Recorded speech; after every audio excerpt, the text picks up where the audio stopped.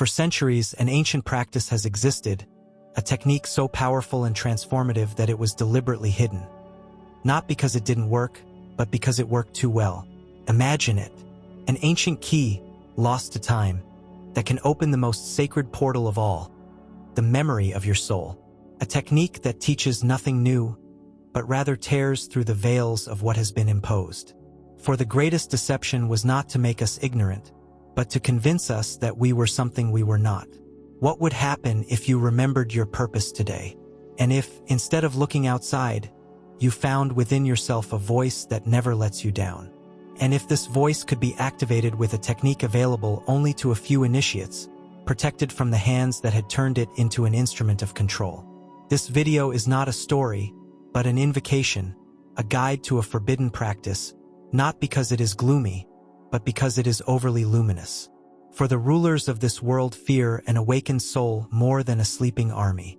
In the next few minutes, we will explore the hidden origin of this technique, its roots in forgotten wisdom schools, why it has been suppressed, altered, or ridiculed by systems that favor the sleeping soul, and how it can be applied practically to help you remember who you are.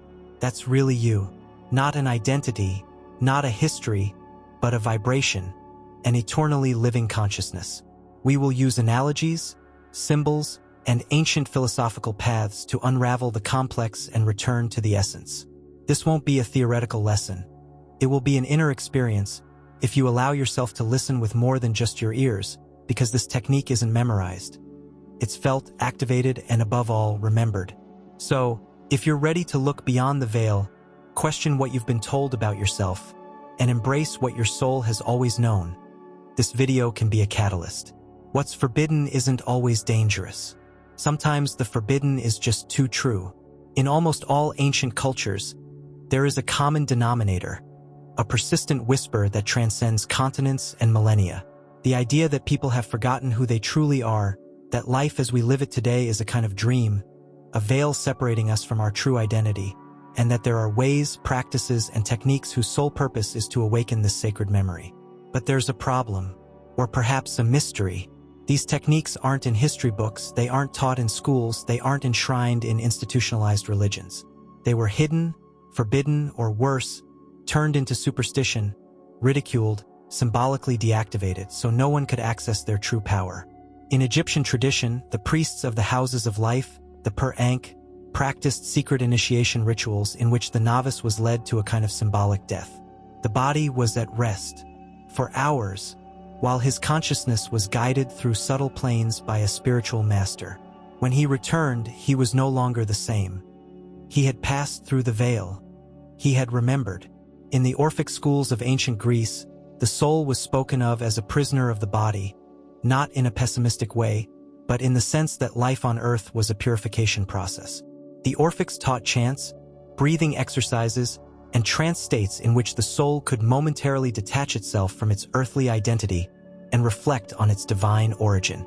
This experience, they said, was not only enlightening but also irreversible. In ancient India, the Rikhis, seers of truth, taught the idea of Esmarana, the act of remembering what the soul already knows. For them, spiritual ignorance was not a lack of information but a separation. And the path back lay not in the accumulation of knowledge, but in unlearning, in an inner technique of detachment, stillness, and vibrational alignment that allowed consciousness to return to its original state. In all these examples, the technique was essentially the same, even if they differed in form. It wasn't about learning something external. It was about aligning with the spiritual memory that lives deep within one's being. But then darkness came, religious wars, the institutionalization of spirituality, the domination of the external over the internal, and what had once been a path to remembrance became an empty ritual, dogma, or heresy. Techniques were fragmented, symbols hidden in myths, and the essentials sealed with the name dangerous. Dangerous to whom? To the systems that don't want you to remember. Because once a soul remembers who it is, it can no longer be controlled. Today, this knowledge resurfaces not as a novelty, but as a memory activated in those who are ready to see it. And the most surprising thing is that this technique, which they declared forbidden, has always been within you, deep within your consciousness. It's just waiting for you to recognize it. To understand the power of this technique, which is considered forbidden, silenced, or simply forgotten, we must first understand a premise that challenges conventional thinking. The soul doesn't need to learn who it is. It only needs to remember. And this memory isn't created by thought, but by a vibration, a special frequency that, when activated within you, causes everything false to crumble and the true to emerge like a silent light. But how do you access this frequency? The forbidden technique is neither a verbal formula nor an external ritual. It is an inner activation, a series of steps that harmonize body, mind, energy, and consciousness until, through resonance, the soul's memory becomes present, not as a concept, but as an experience. Imagine your soul is like a perfect melody, but overlaid with noise, interference, other people's beliefs, trauma, and conditioning. The technique works like a tuner. It adds nothing, it only takes something away, it only polishes, it only harmonizes, and in doing so, you begin to hear the melody again. This technique is divided into 3 phases which, while not linear, are fundamental. First, the deprogramming of the fictitious self. This is the first and most difficult step. It involves identifying the inner voices that aren't your own, the ideas you've adopted without questioning them, the masks you wear without knowing it. Here, we work at the level of deep observation, looking at what you think, what you desire, what you fear, and asking, does this belong to me or has it been imposed on me? The technique teaches us to empty ourselves and dismantle outdated mental structures, not through struggle, but through clarity, because what was built without your soul can be dismantled by it itself, when it becomes conscious. Second, the activation of the inner sense. As soon as the noise subsides, something appears that has always been there, but which we barely hear. The inner sense is a form of perception that is neither logical nor emotional, but direct. This sense is activated not by effort, but by attunement. The technique awakens you through conscious breathing and ritual silence, physical presence, and symbolic visualization. One of its cornerstones is this principle. What you imagine with devotion, your soul recognizes as real. Here, imagination is not fantasy, but a bridge. The archetypal images used, such as the inner fire, the lotus of the heart, or the mirror of the soul, are not invented. They are universal symbols that activate old memories. When worked with correctly, they evoke not ideas, but inner visions, experiences, and new connections. Third, there is resonance with the true name. In the deepest traditions, one speaks of the hidden name of the soul. It is not a sonorous name, but a unique vibration. The technique teaches that every being possesses a sacred frequency that, when properly invoked not with words, but with a state of being, creates an effect of instant recognition. It's as if a door that's been locked for centuries has opened. Humans don't remember with their minds. They remember through vibrations. It's filled with an inexplicable certainty. This is me. This is who I've always been. I just forgotten. This process doesn't happen in a single day. It requires dedication, perseverance, and radical honesty. But once it begins, something irreversible happens.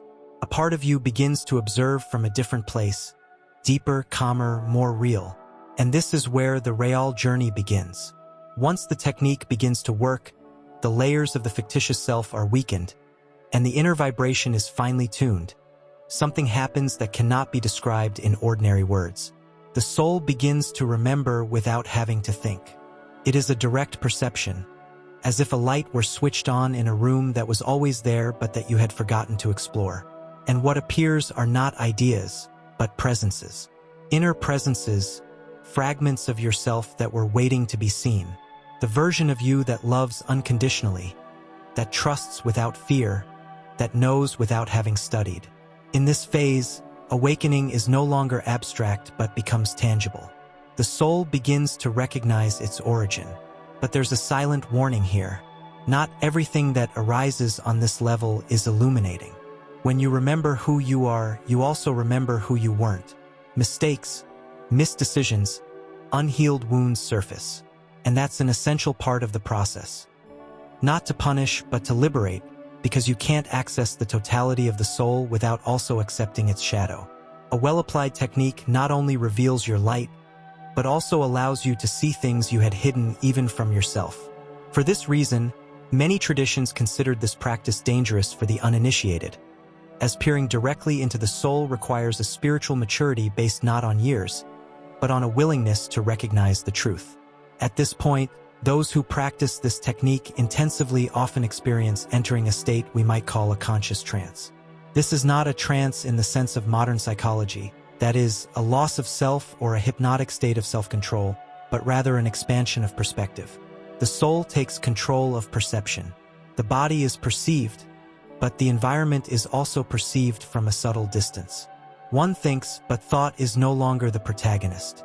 It is as if consciousness takes a half step away from the ego, and from this silent place, everything makes a different sense. Emotions become more refined, perception heightened, time deconstructed, intuitions appear without logical cause, memories of past lives, memories of ancestors, knowledge you have never studied but that seems to have always been with you. This is the deepest realm of technique, a place where it's no longer about practice, but about staying. The person begins to live from a different center. They no longer act from a mask, but from their essence. Decisions become clearer, connections more authentic, fears diminish. And here a paradox arises. The soul doesn't learn who it is. It's remembered because that memory isn't an image or a narrative, but a frequency, a stable vibration that's recognized as home. That's where the most sacred things happen. The soul becomes anchored, and when that happens, nothing is the same. The body is still there, life goes on, but there's something inside that has awakened and will never sleep again. And then you understand why this technique has been declared forbidden. Not because it's dangerous for you, but because it's dangerous for everything that kept you asleep. Awakening isn't an event, it's a practice. And remembering who you are, even if it's a glorious moment of inner revelation, doesn't mean you'll automatically live in that state. The technique we've been discussing isn't just a transcendental experience. It's a compass for your daily life. Integrating it into your daily routine transforms the seeker into a sage, the apprentice into a master, and routine into a ritual. These aren't strict formulas, but living principles, paths that, when pursued with intention and perseverance, activate and preserve memory in the midst of the world. For true spiritual power lies not in attaining enlightenment in a cave, but in remaining awake amidst noise. First, cultivate active silence. The soul remembers best in silence, not in the silence of the absence of noise, but in the silence of mindfulness. Dedicate a few minutes daily, however many, but make them sacred, to being with yourself without seeking anything, without waiting for visions, simply breathing, observing, allowing. This space is not a place of rest, but a refuge. There, you begin to clearly hear the echo of your true name. 2. Make your actions a ceremony. One of the keys to the technique is transforming actions into presence. Eating, walking, speaking, looking. Everything can become an exercise in remembering if you do it from the center. Every gesture can be a sacrifice, every word an invocation. Ask yourself, am I acting from my mask or from my soul? When you live from the soul, the small things become sacred, and this maintains the frequency of memory. Third, be careful what you feed your mind. Your soul doesn't forget, but your mind can bury the memory under countless distractions. What do you consume daily? What conversations do you allow? What images do you repeat? The technique teaches that what enters your senses shapes your vibrational field, and that this field is the temple in which the soul's memory manifests. Purify your environment and cultivate your attention, like an alchemist cultivates his fire. 4. Speak less from your innermost being. Don't repeat what you've read. Don't use borrowed expressions. Don't speak out of habit. When you speak, let your voice come from the place where your soul resides. The word spoken from memory has the power to awaken other souls. Make your voice a conduit, not of ideas, but of resonance. 5. Act as if you already know who you are. Even if you don't fully remember yet, act as if you do. Not to pretend, but to tune in. The soul reveals itself not through constant doubt, but when it sees that you are ready to live true to your essence, even before you have fully understood it. Walk like someone who carries an ancient heritage within you. Love like someone who has loved for centuries. And the memory comes not through searching, but through vibration. For centuries, we've been told that waking up is difficult, that the soul is an unfathomable mystery, and that knowing who we truly are is a privilege reserved for only a few. But that's not true. The most forbidden truth is not the most complicated, but the simplest, the most direct, the most obvious, and also the most feared truth by those who would keep you asleep. This journey we've embarked on together hasn't just been an exposition of ideas. It's been a map, a sign, a burning torch for you, sensing that there's more, something beyond the name you repeat every day, the role you play in your environment, the story you've been told about yourself. That's not you, that's never been you. You are a living fragment of eternal consciousness. You are a note in a cosmic symphony still playing. You are an ancient memory clothed in the present. And you've forgotten. We all have. But here's the key. You may recall that the technique we're talking about is neither a modern invention nor a secret formula sold as a commodity. It's a reflection of what has always been within you. It's a reactivation of primal memory. And most importantly, you don't have to look outside for it. You don't need gurus. You don't have to be perfect. You just have to return to the center, silence the noise, and allow your soul, in its infinite wisdom, to show you what it has always known. When you remember who you are, not only does your way of thinking change, but also your view of the world. You no longer see enemies, you see mirrors, you no longer fear the future. You honor it, you no longer repeat broken stories, you begin to write from the truth. And when that truth is embodied, it changes absolutely everything. You no longer depend on external validation because you are connected to something greater.